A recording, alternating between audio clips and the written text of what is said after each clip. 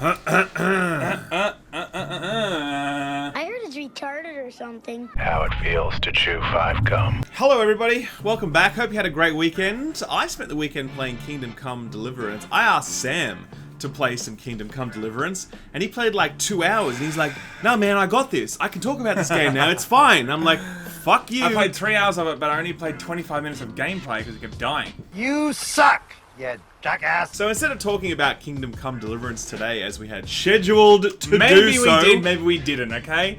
Maybe we were always going to talk about the news today, people. Maybe I just knew that there was going to be some news for us to talk about, so I didn't want to have to put all these hours into Kingdom Come.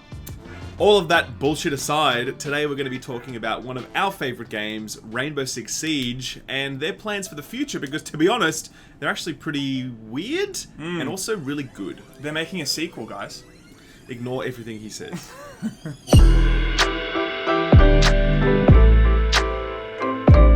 Okay, so guys, we started playing Siege when it first came out.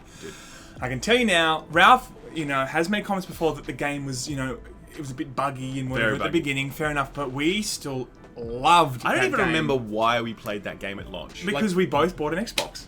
But why did we choose Siege of all games to play? I don't know, it was just the game that we picked, I guess. But It's so weird that we picked that and we game. played like 20, 30, 40 hours together, I reckon. It was a lot. At least, Because yeah. then we also played on PC when I kind of got the bugs were fixed and stuff like that. So we've had a love-hate relationship with Siege. Well, no mostly hate, love. just all love. I don't know what you're talking about. The bugs, okay, fine. But the love is there, people, for this game. Because we've been playing it for, what, 3 years? Can you feel the love? So we've played this game a lot and we do love it. So we were very excited when they just released news that there's a sequel, people. Isn't that right? If by right you mean the exact opposite of what you just said is true, There's then absolutely. there's not going to be any sequel, people. The game is dead, guys. The That's game's it. dead. Apparently, there's no one playing. There's only about as many people that are playing Overwatch at the moment. So there's not many people playing that game. The game has actually had a tremendous life cycle in terms of constant improvements to it. They've had bug fixes that have made the game much more playable. They've added new operators, new maps. They've gone big on their esports scene as well. It's becoming quite a big and popular thing. And everyone was really wondered, well, where are they going to take this game in the future? Like, what is the plan? Today they've come out, the developers have said, well, actually, we're not planning on doing a sequel to this game. This is it. This is the game that we have, and we're going to be sticking with it for 10 years. 10 years. So it's like the Bungie of competitive shooters, right? It's like the 10-year Activision Destiny agreement. He's still goal-oriented and still focused. And he has a 5-year plan. What is it? Don't die? But for Rainbow Six Siege, the only difference is they're actually going to do it. I was going to say, and the difference is it's actually good. It's actually There's a good reason game. to play this game.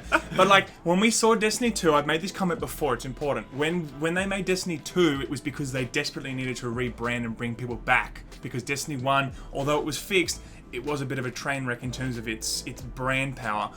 This is a clear example, in my opinion, where they're like, dude, everyone loves this game, the brand power is strong, we don't need to rebrand, we don't need to bring out a second one, because everyone's loving this one anyway. Having said that, I still think it's a bit odd. I think it's super weird. I think they could have done a sequel and people would have lined up for that shit and they could have made a lot of money. Yeah, a lot of money. I think the fascinating thing about this story is Ubisoft is a big publisher.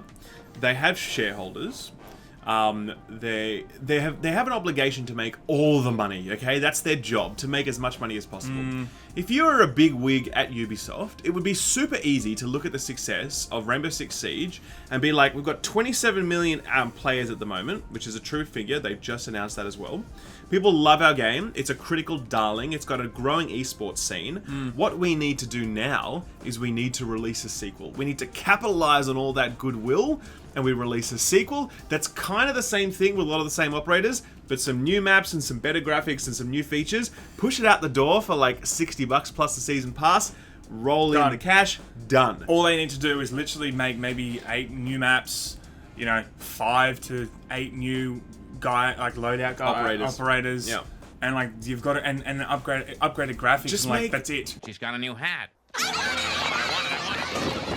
Just make Rainbow Six Siege 1.5. Yes. And everyone would love it. That would Yes. that would never backfire, you know? No, It actually wouldn't though. No, but yeah, well, I mean, in this instance, I feel like it wouldn't, because the fact of the matter is that this game is so great, and, you know, the community loves it so much, it's on such an upward trajectory. Totally. That they could have chosen to do this.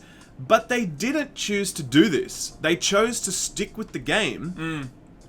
And I just think that's really good. But like, it's just really, really good. Why do you think they've done this? What is your hunch?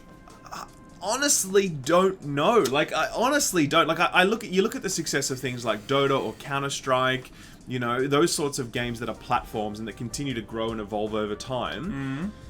I mean, maybe they just think that they're going to get more money, more success out of that, keeping the existing platform and keeping it growing versus a sequel. I can't see the economics of that. I feel like it would have been possible for them to have their cake and eat it too.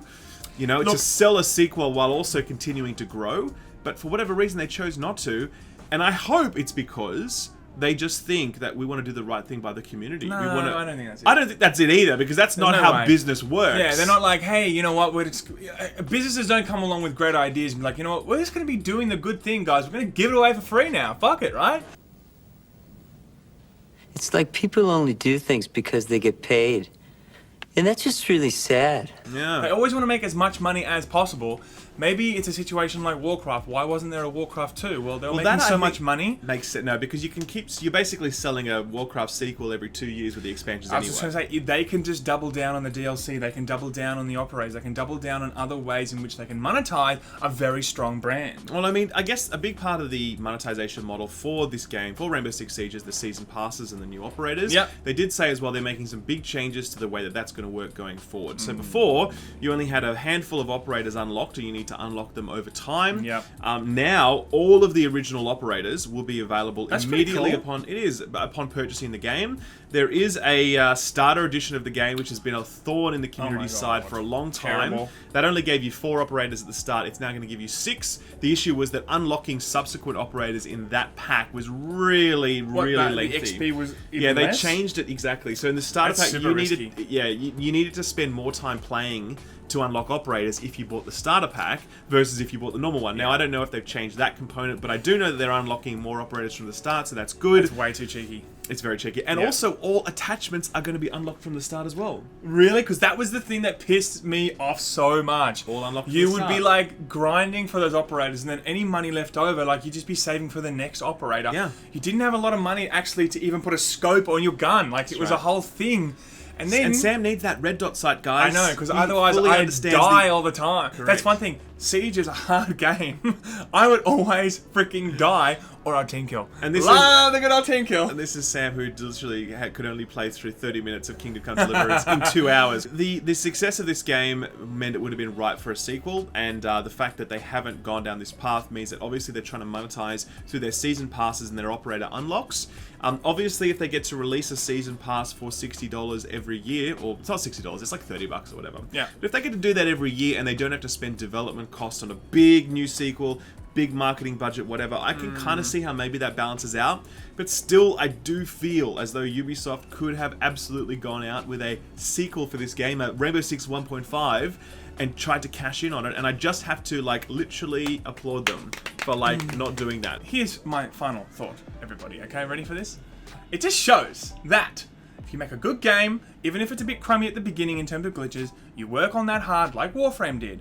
You work on it hard, everyone comes back, you build credibility, you build a good brand, people respect you, you make the moolah, boom. EA, take notes. That's right. Bungie, take notes. Yeah. Like, dead set. What other games are like, a shadow of more dollars, take notes. So guys, we'll have to see though, because next week we could be saying that Siege 2 is coming, and we were wrong all along. No.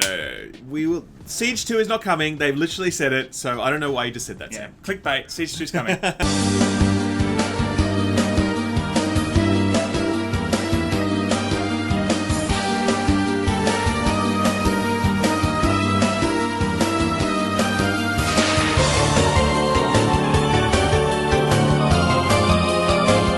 How it feels to chew 5 gum.